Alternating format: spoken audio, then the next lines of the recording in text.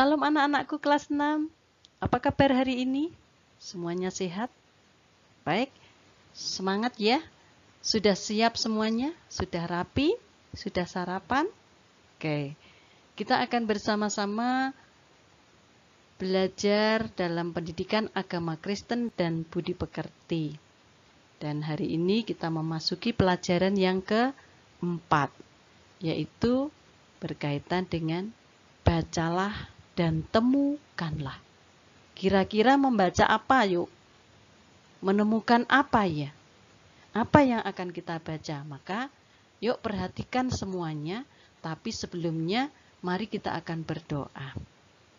Bapa di dalam surga, berkatilah setiap anak-anakmu yang di rumah, yang sudah dengan setia dan semangat hendak belajar bersama-sama.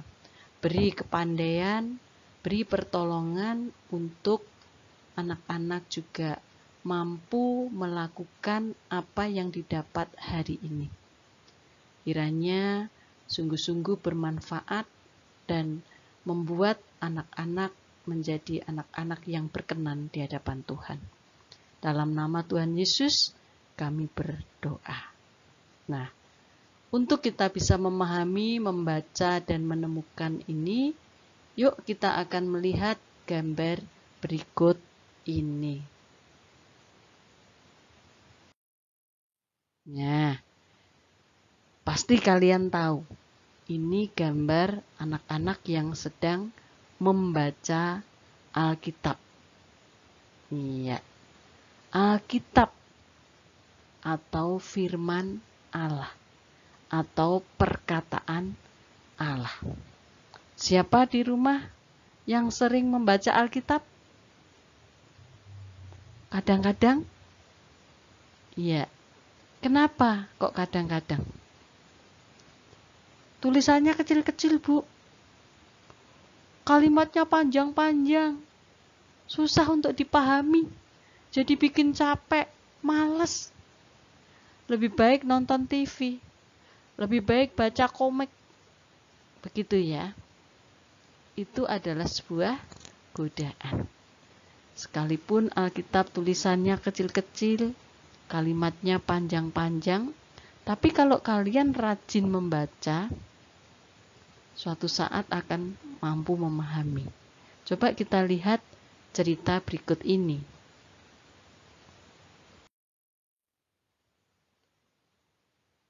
Suatu hari ada seorang anak kecil yang tinggal bersama kakeknya.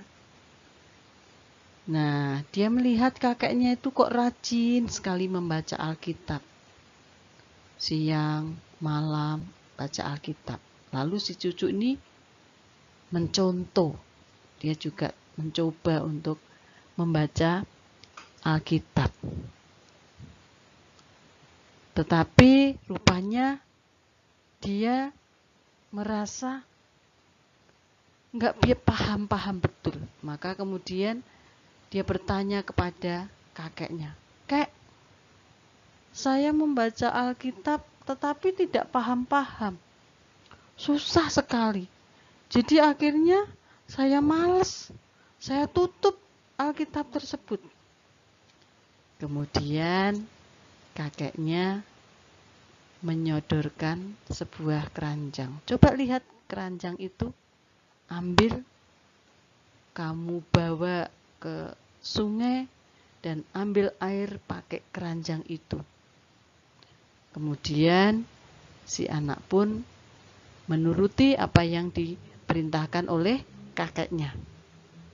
Ya, dia ambil air dari sungai lalu dibawa ke rumahnya. Kek, habis dong sampai di sini. Airnya habis karena keranjang ini kan bocor. Coba diulangi lagi. Kamu mungkin harus lebih cepat lagi. Coba. Akhirnya si cucu ini melakukannya lagi. Mencoba lagi. Habis lagi, Kak. Coba lagi lebih cepat lagi. Dicoba lagi. Dan karena dia sampai kecapean terengah-engah, kemudian dia mencoba untuk kayak pakai ember ini saja ya, supaya bisa cepat ngambilnya.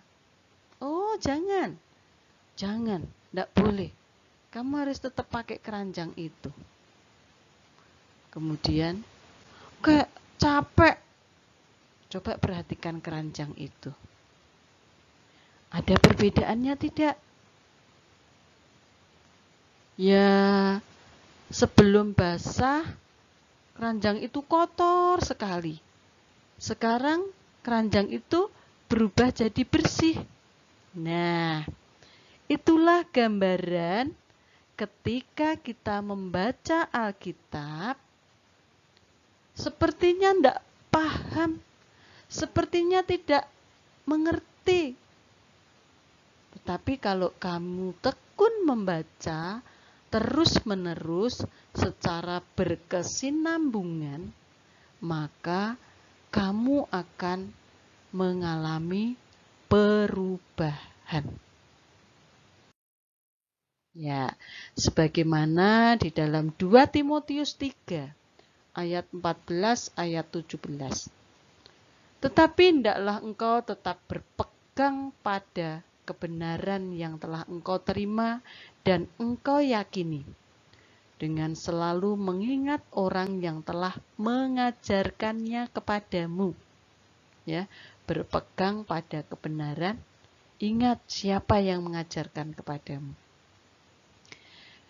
Ingatlah bahwa dari kecil engkau sudah mengenal kitab suci yang dapat memberi hikmat kepadamu dan menuntun engkau kepada keselamatan oleh iman kepada Yesus Kristus. Mengenal kitab suci bisa memberi hikmat dan menuntun pada keselamatan. Kemudian ayat yang ke-16, segala tulisan yang diilhamkan Allah memang bermanfaat untuk mengajar, menyatakan kesalahan, memperbaiki kelakuan, dan mendidik orang dalam kebenaran. Kemudian ayat 17, dengan demikian tiap-tiap manusia kepunyaan Allah diperlengkapi untuk setiap perbuatan baik. Jadi dari 2 Timotius 3 ayat 14 sampai 17 ini kita bisa melihat ketika kita berpegang pada kebenaran yaitu firman Tuhan, kita mengenal kitab suci, lalu kita baca setiap hari, maka kita diberi hikmat dan akhirnya akan memahami isi Alkitab tersebut yang akhirnya akan menuntun kita pada keselamatan.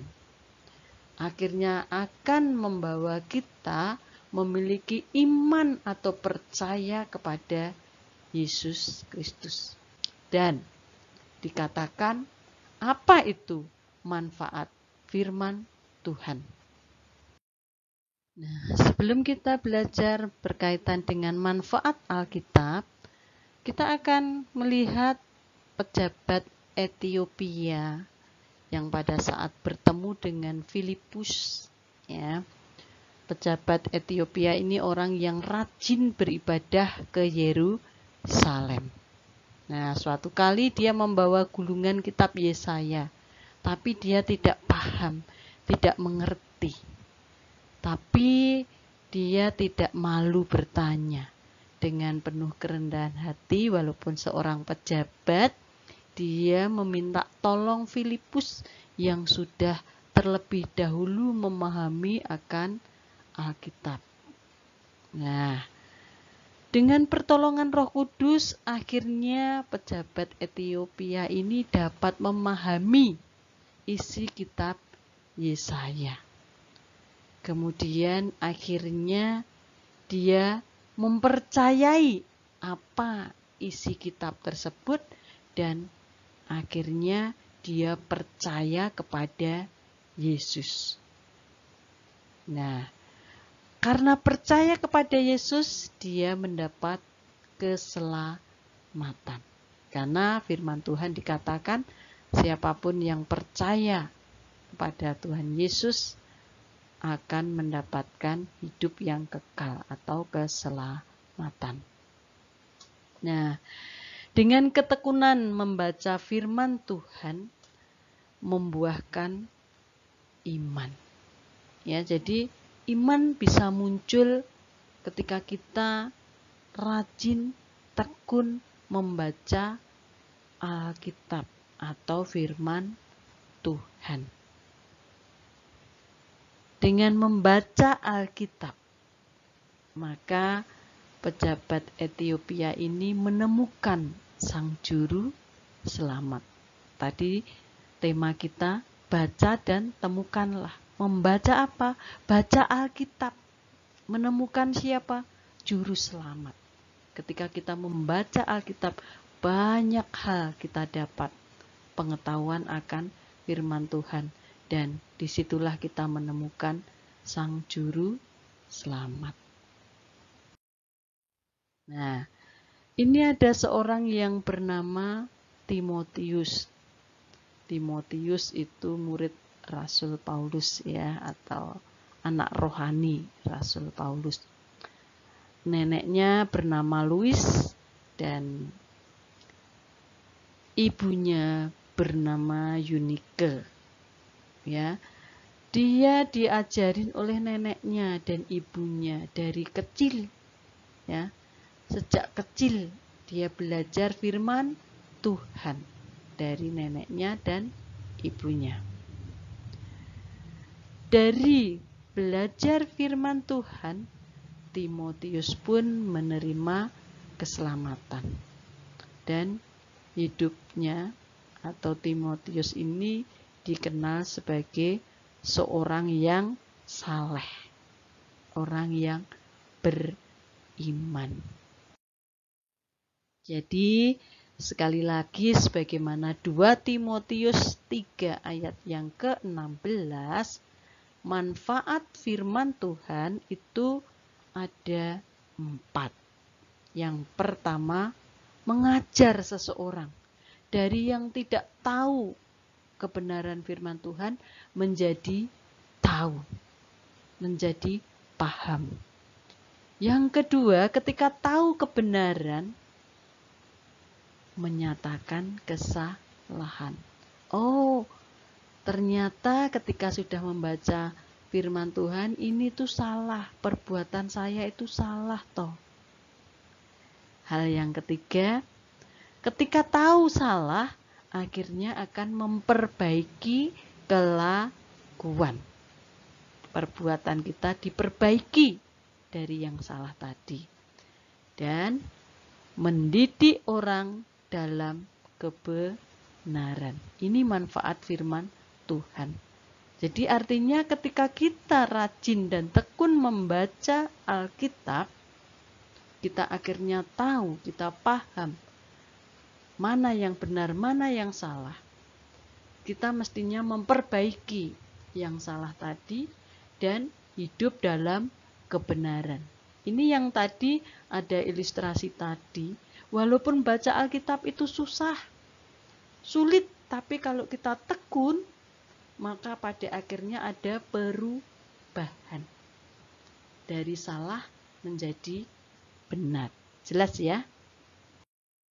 Nah, sebagai kesimpulan dari materi yang kita pelajari hari ini, bahwa Alkitab adalah kitab suci yang berisi pengajaran, pedoman, teguran, bisa larangan, nasihat, penghiburan, dan harapan bagi kita.